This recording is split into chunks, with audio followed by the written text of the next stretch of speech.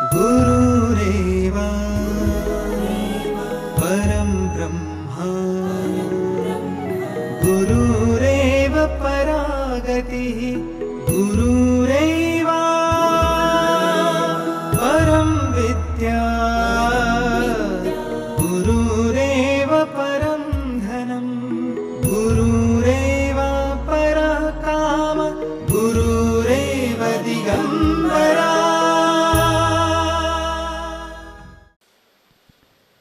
स्वामीभक्त हो, आपल्या कौटुंबिक अडचणी ज्या असतात ना, कौटुंबिक म्हणजे कुटुंबातील अडचणी, कुटुंबातील प्रश्न, ते शक्यतो स्वामींकडे सांगण्याचं टाळा. काय म्हणतोय? आपल्या कुटुंबातील ज्या कुरबुरी असतात त्या शक्यतो स्वामींकडे सांगण्याचं टाळा. कारण सांगतो आपल्याला. अशीच एक स्वामी भक्त इथे येत होती, येते, आताही आलेली असेल ती ताई. माझ्याकडे यायची, महाराज काय माझ्या कुटुंबामध्ये असं चाललंय, माझ्या कुटुंबामध्ये तसं चाललंय, माझा नवरा माझ्याशी व्यवस्थित वागत नाही, तो असं करतो, तो तसं करतो. मी त्या ताईला सांगतो, अरे ताई ठीक आहे, होईल, तुझा नवरा काय अगदीच वाईट नाही. नाही पण तो ऐकत नाही, मग त्याला काय करायचं, मग त्याला पण शिक्षा व्हायला पाहिजे. अरे ताई नको, ताई नको. गेली, पुढच्या पौर्णिमेला पुन्हा आली, महाराज काय ते तसंच चाललंय, माझ्या नवऱ्याचं वागणं तसंच आहे, मग त्याला शिक्षा व्हायला पाहिजे. अरे ताई नको, ताई नको, असं सांगू नकोस. गेली, तिसऱ्या पौर्णिमेला पुन्हा आली, माझा प्रश्न काही सुटत नाही, स्वामी माझा प्रश्न सोडवत नाहीत, माझा नवरा मला त्रास देतोय, माझ्या मुलाशी व्यवस्थित वागत नाही, माझ्या सुनेशी व्यवस्थित वागत नाही, त्याला शिक्षा व्हायला पाहिजे.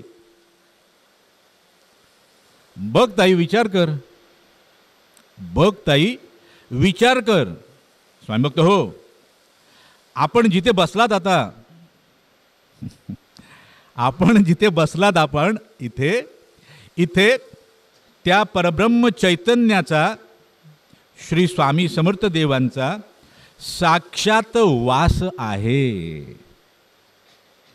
मग त्या चैतन्यासमोर मी काय व्यक्त व्हायचं, त्या चैतन्याच्या मागे मी काय म्हणून लागायचं, कोणत्या गोष्टीसाठी लागायचं, याचा प्रत्येकाने विचार करावा.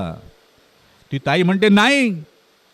म्हटलं ठीक आहे, तू म्हणतेस तर स्वामींना सांगतो, तू म्हणतेस तर स्वामींना सांगतो.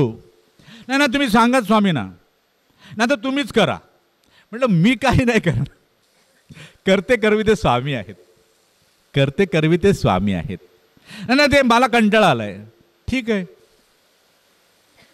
स्वामीनं सांगितलं, स्वामी बा असं असं या ताईचं म्हणणं आहे.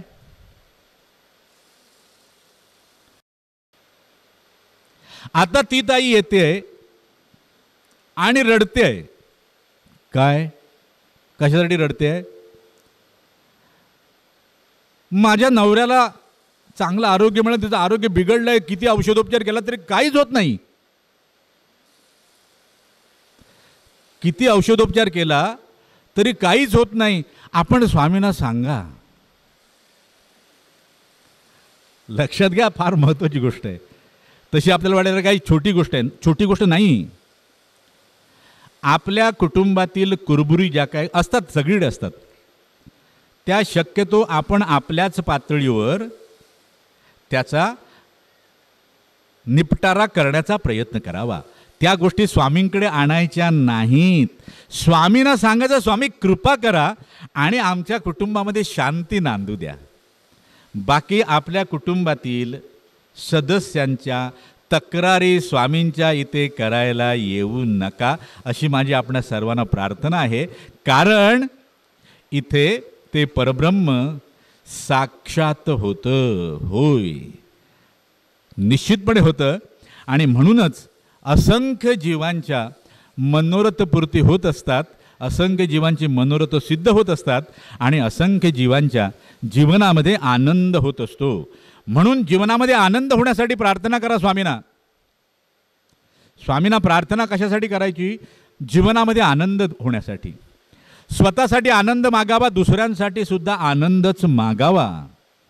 दुसऱ्यांसाठी दुःख मागू नये, कारण हे दैवत वेगळं आहे. जे दुसऱ्यासाठी मागाल ते अगोदर तुमच्या पारड्यात टाकणार. म्हणून दुसऱ्यासाठी आनंद मागावा, तो आनंद तुमच्या पारड्यात पहिल्यांदा टाकणार आणि तुम्हाला सांगणार, जा याचा अनुभव करा आणि सगळ्यांना वाटत फिरा.